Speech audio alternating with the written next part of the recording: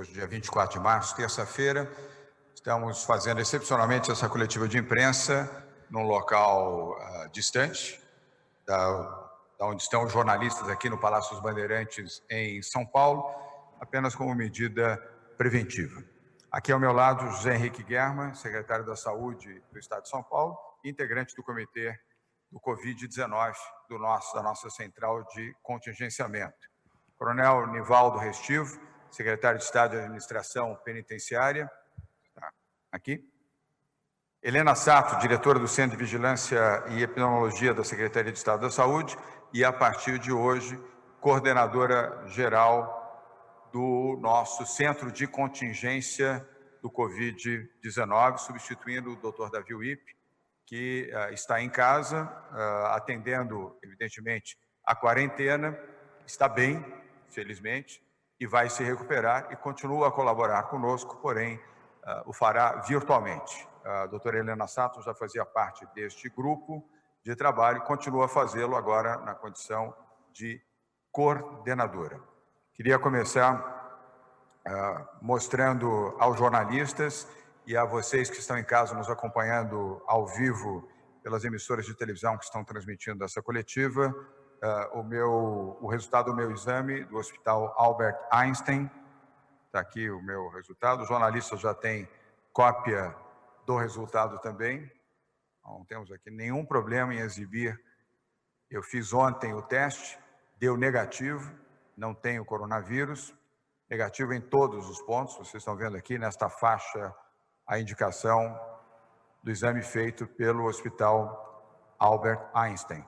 Independentemente, quero deixar claro também aos jornalistas que aqui estão, à imprensa e a vocês, brasileiros de São Paulo que estão nas suas casas, que o teste do diagnóstico de detecção do novo coronavírus Covid-19 deu negativo, no meu caso, deu negativo também no caso do Dr. José Henrique Germa.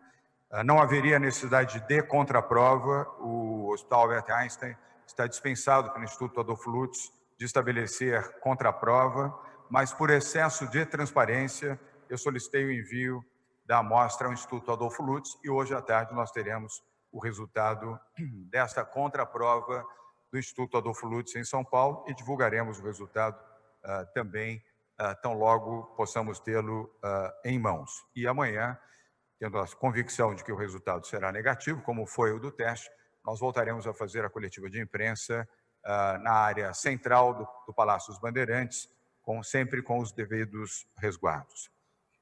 Nas informações iniciais dessa coletiva, quero lembrar que hoje começa a quarentena decretada pelo governo do Estado de São Paulo, pelo prazo de 15 dias até 7 de abril. Todos já sabem os aspectos que correspondem a esta quarentena e eu tenho certeza de que a população de São Paulo saberá respeitar responsavelmente as medidas que estão sendo aqui recomendadas pelo governo do Estado de São Paulo, em conjunto com o Ministério da Saúde e em conjunto também com as orientações da Organização Mundial de Saúde. São Paulo tem um cuidado e um zelo, as medidas são anunciadas diariamente para permitir o correto dimensionamento da crise e a correta aplicação de medidas para reduzir o efeito dessa crise de saúde e também os efeitos econômicos. São Paulo tem consciência e respeito pelas informações que são provenientes deste centro de contingência do Covid-19, agora sob a direção da doutora Helena Sato, e também as informações que são processadas por um grupo de trabalho com 22 profissionais da consultoria da Deloitte, ao lado daqueles que são responsáveis pela área econômica e a área de saúde do Estado de São Paulo, para adotar as medidas corretas. Aqui nós não precipitamos medidas, nós fundamentamos as medidas para oferecer aquilo que é correto na hora certa para a população do Estado de São Paulo. Quero começar aqui fazendo dois registros muito importantes a dois dirigentes empresariais que tomaram a decisão de não demitir os seus funcionários em qualquer circunstância até o encerramento desta crise. São dois exemplos de dignidade, de hombridade, de solidariedade e de humanidade. O empresário Rubens Ometo, presidente do Grupo Cosan, um dos maiores grupos empresariais do país, anunciou publicamente que não fará demissão de nenhum dos seus 45 mil funcionários até o final desta crise. Quero, como governador do Estado de São Paulo, cumprimentar o Rubens Ometo pela decisão acertada, correta, grandiosa e solidária. E também quero cumprimentar o presidente do Banco Santander do Brasil, Sérgio Rial, pela mesma decisão anunciada ontem à tarde de não demitir nenhum dos seus 48 mil profissionais. Ao Sérgio Rial, presidente do Banco Santander, e ao Rubens Ometo, presidente do Grupo Cosan, os nossos cumprimentos. Eu espero que outros dirigentes empresariais, outros empresários de São Paulo sigam este mesmo exemplo. Quero também renovar aqui o agradecimento aos jornalistas, à imprensa, que de maneira geral e majoritária vem tratando de forma correta as informações para a opinião pública. É sempre importante ressaltar, e eu espero que continue assim, não dramatizando, não exagerando, checando as informações previamente e sendo uma fonte precisa de orientação à população do Estado de São Paulo, aos brasileiros de São Paulo. Quero aproveitar para recomendar às pessoas que estão nos assistindo, nos ouvindo, ou que estarão lendo e acompanhando ao longo do dia essa coletiva de imprensa, acompanhem as informações sobre a crise do coronavírus através de meios de imprensa. Não deem atenção a informações não oficiais, que não venham do Ministério da Saúde do governo do Brasil, que não venham do governo do Estado de São Paulo, e prioritariamente destas duas fontes e das fontes que são os meios de comunicação. É o melhor antídoto contra as fake news, as notícias falsas, mentirosas ou erradas que são divulgadas pelas redes sociais. Quero também informar que amanhã, às 9 horas da manhã, os governadores dos estados do Sudeste, Minas Gerais, Espírito Santo, Rio de Janeiro e São Paulo, estarão em reunião virtual com o presidente Jair Bolsonaro e os seus ministros, das 9 às 10 horas da manhã de amanhã, quarta-feira. Este é o melhor caminho para o Brasil, é nós estarmos unidos, dialogando e construindo soluções positivas para salvar vidas, proteger pessoas e proteger também a nossa economia. Há 15 meses que os governadores não têm nenhuma reunião, nem virtual, nem presencial, com o presidente da República. Mas, deixando de lado qualquer outro destempero de ordem política, eu quero cumprimentar a decisão do governo federal de promover o encontro com os governadores. Ontem já aconteceu com os governadores do Norte e do Nordeste do Brasil, hoje está acontecendo com os governadores do Sul e do Centro-Oeste e amanhã com os governadores do Sudeste. Quanto mais entendimento tivermos no país, melhor para a nação e melhor para a sua população.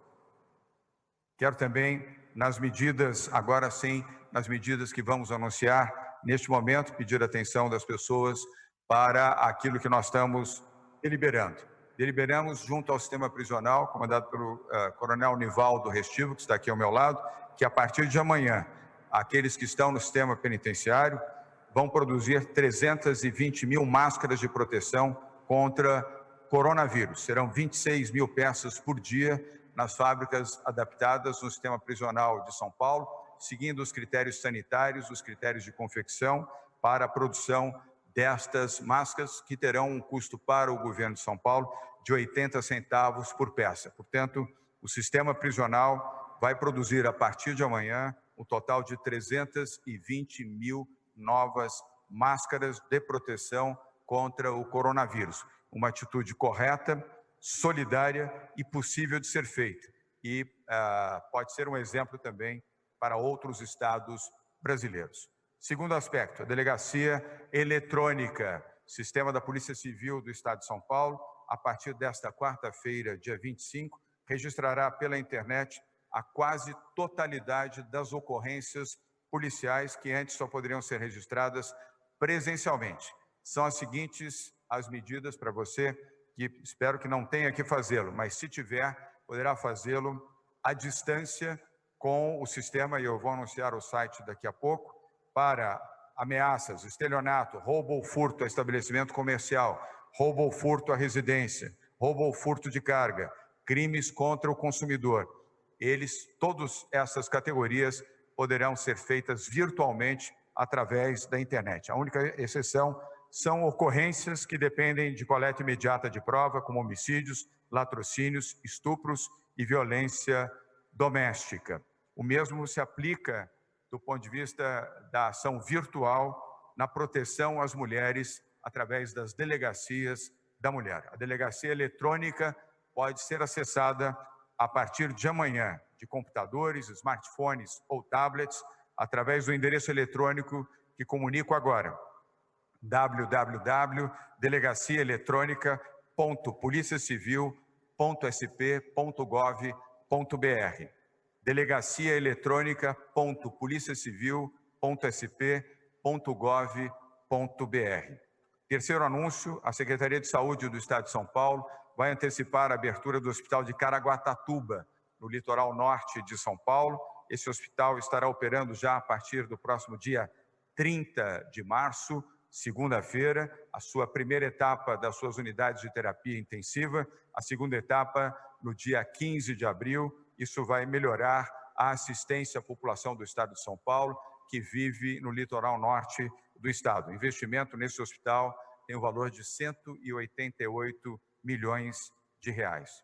Quarto anúncio: o governo de São Paulo solicitou às concessionárias de energia elétrica a isenção no Estado de São Paulo, evidentemente, a isenção no pagamento de contas de luz para os consumidores mais pobres e a não realização de cortes durante este período até 30 de julho deste ano.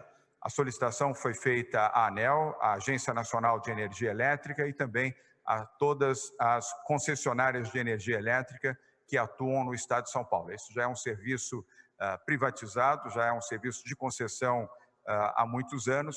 Fizemos ontem um entendimento com os presidentes de todas as empresas e agora a consulta foi feita à ANEEL, a Agência Nacional de Energia Elétrica, para que ela possa ratificar, e se fizer até amanhã pela manhã, nós poderemos anunciar amanhã às 12h30 na nossa nova coletiva de imprensa. Como todos os dias, esse resultado reflete o boletim do Ministério da Saúde, que é colocado no ar às 18 horas de cada dia, entre 17 e 18 horas de cada dia. Então, esse se refere ao boletim de ontem.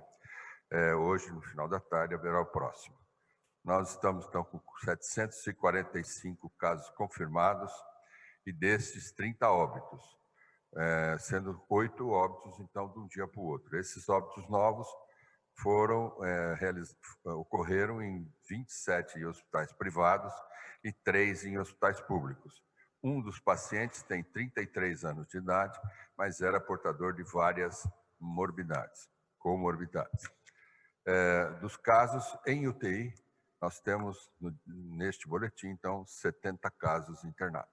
Vou pedir a intervenção da doutora Helena Sato. A doutora Helena assume hoje a sua responsabilidade como coordenadora do Centro de Contingência do Covid-19, em substituição ao doutor Davi Wipp, que está nos assistindo agora em casa, a quem envio um abraço afetuoso e a certeza da sua pronta recuperação. Ele continua nos ajudando e apoiando a partir da sua residência. Doutora Helena, além de cumprimentá-la, a senhora está dando continuidade ao trabalho da equipe da qual a senhora já fazia parte. Aproveito para pedir que a senhora renove as recomendações fundamentais para a população do Estado de São Paulo, naquilo que ela deve resguardar e atuar como cidadania. Se todos nós compreendermos a importância da nossa ação, da nossa responsabilidade, nós venceremos esta guerra. Doutora Helena Sato. É isso mesmo, governador. O nosso trabalho é um trabalho em conjunto, né, para todos nós enquanto cidadãos. E o que é importante deixarmos claro? Infelizmente, nós não temos uma vacina contra o coronavírus, né? A gente queria muito que a gente já tivesse uma vacina, mas o que a gente já sabe, temos a ciência, que o mundo, a comunidade científica de vários países estão estudando a busca de uma nova vacina. Enquanto essa vacina não vem, nós temos sim que tomar medidas, e são medidas drásticas.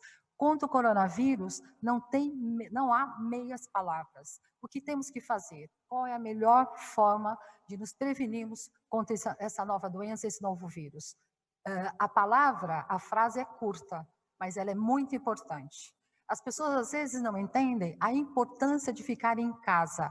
Por que ficar em casa? Essa é a vacina que nós temos. A via de transmissão do coronavírus é através de gotículas, certo? Através da via respiratória. E a melhor forma de nos prevenirmos é ficarmos em casa. Essa é uma grande responsabilidade de todos nós, enquanto cidadãos. Vamos agora às perguntas que são comuns a 3 jornalistas: Júnior Batista, do jornal A Tribuna de Santos, aqui no litoral de São Paulo, a Folha de São Paulo, através do jornalista Arthur Rodrigues, e o jornal O Globo, através da Silvia Amorim. E quem formula a pergunta desses 3 jornalistas é a também jornalista Bruna Fasano. Bruna. O governo de São Paulo concederá algum tipo de isenção ou parcelamento de tributos para empresários em função do decreto de quarentena? Há a possibilidade de criar ajuda financeira, como renda mínima, para desempregados, informais ou ampliação de programas sociais no Estado?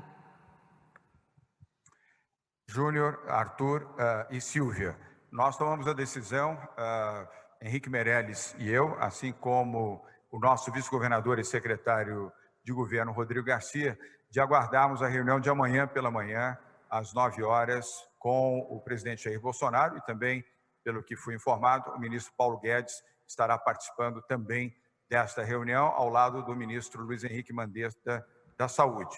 Vamos aguardar a reunião de amanhã e o resultado dessa reunião para decidir o que faremos do ponto de vista dos impostos estaduais. Portanto, amanhã, às 12h30, na coletiva que será realizada aqui mesmo no Palácio dos Bandeirantes, poderemos oferecer uma comunicação mais precisa. Vamos agora a uma pergunta presencial, é do IG.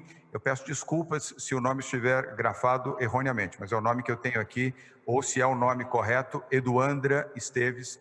Eduardo, está correto o seu nome? Não, Eduardo Esteves. Eduardo. Peço atenção também à nossa equipe. Por favor, ao grafar nomes, grafar corretamente. Eduardo, me desculpe. Boa tarde. Sua pergunta, por favor. Boa tarde, gente.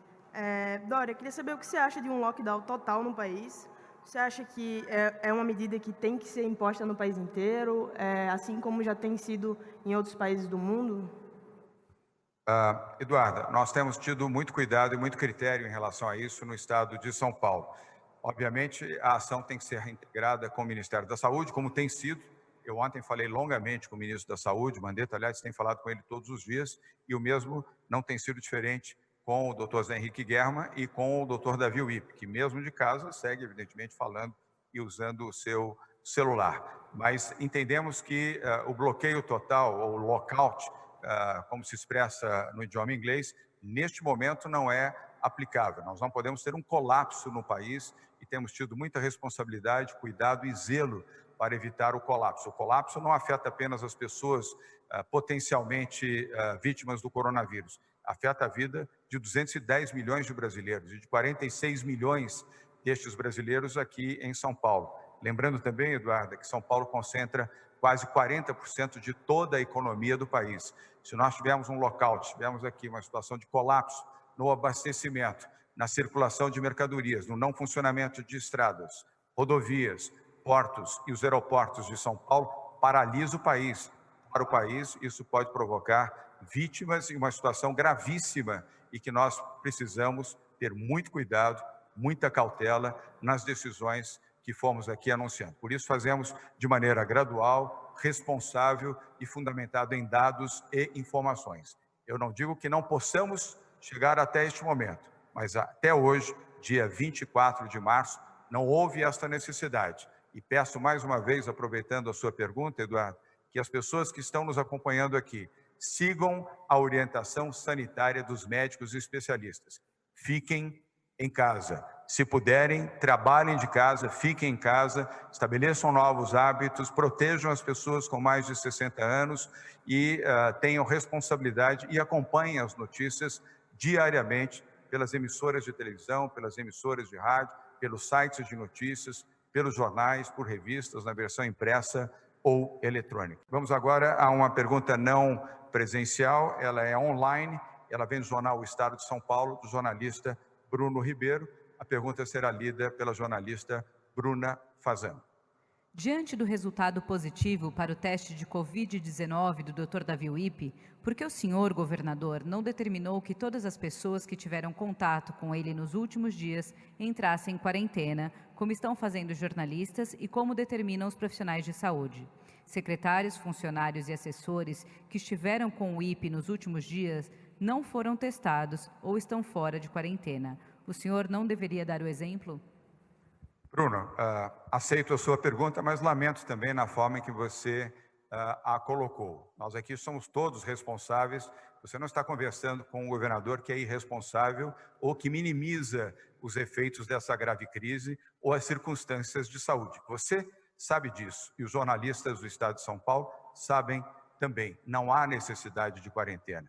Fizemos o que tínhamos que fazer, o teste.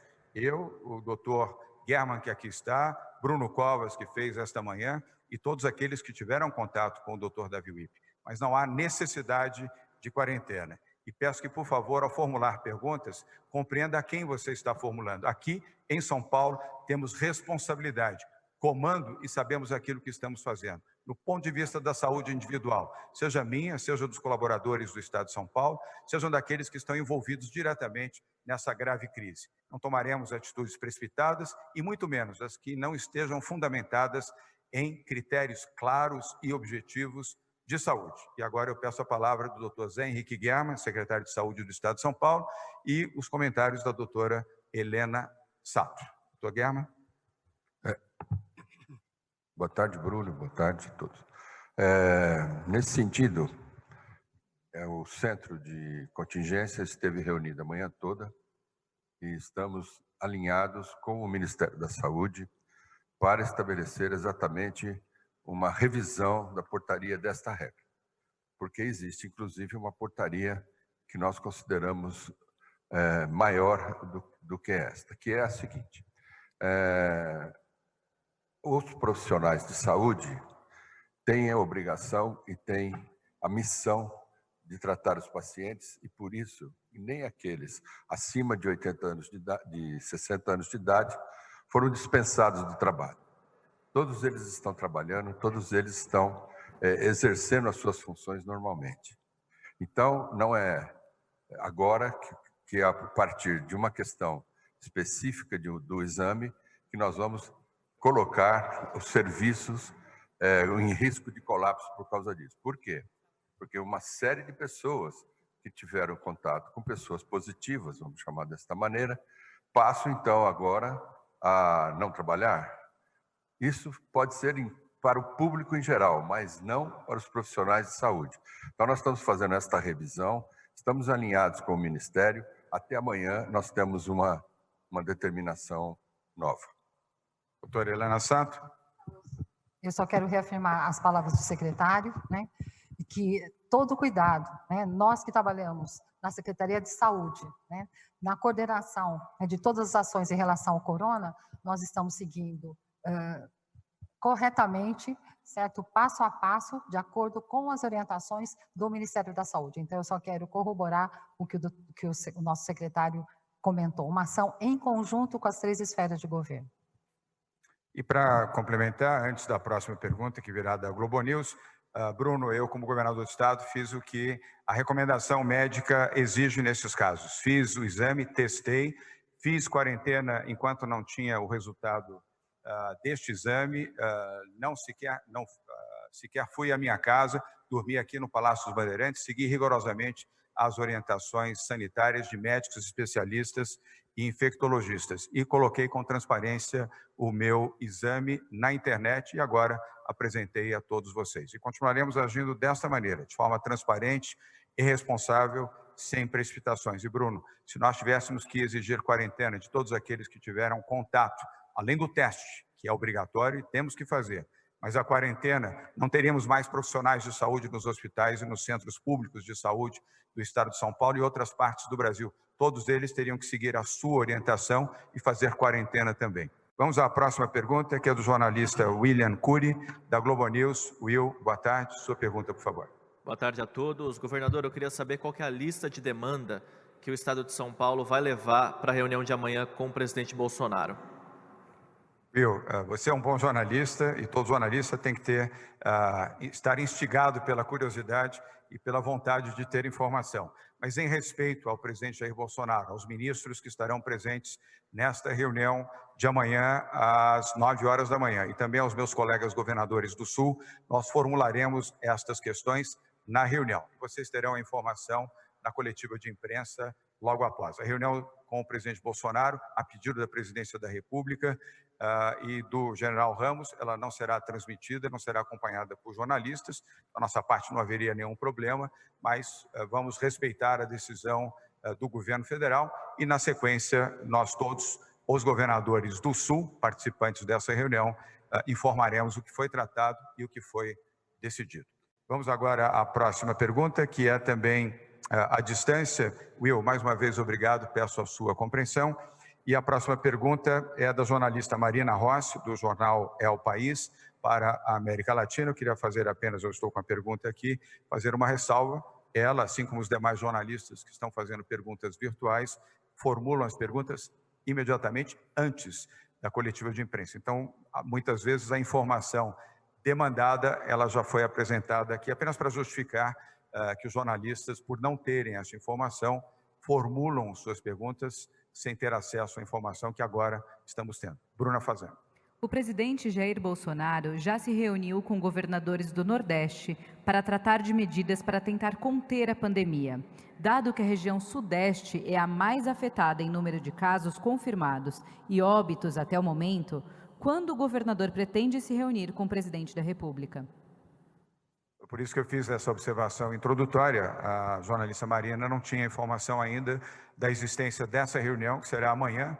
Marina, das 8 às 9 da manhã, o presidente Bolsonaro e seus ministros estarão no Palácio do Planalto, eu estarei aqui no Palácio dos Bandeirantes, os demais governadores dos estados de Minas Gerais, Espírito Santo e Rio de Janeiro, nas suas respectivas sedes de governo, e nós conjuntamente estaremos conversando, dialogando e fazendo as nossas solicitações ao presidente da República, ao governo federal, lembrando que muitas dessas solicitações já foram expressas na carta dos governadores, encaminhada no último dia 13 para o presidente da República. Vamos agora a uma pergunta presencial do jornalista Fábio Diamante, do SBT. Fábio, boa tarde, obrigado pela presença. Sua pergunta, por favor.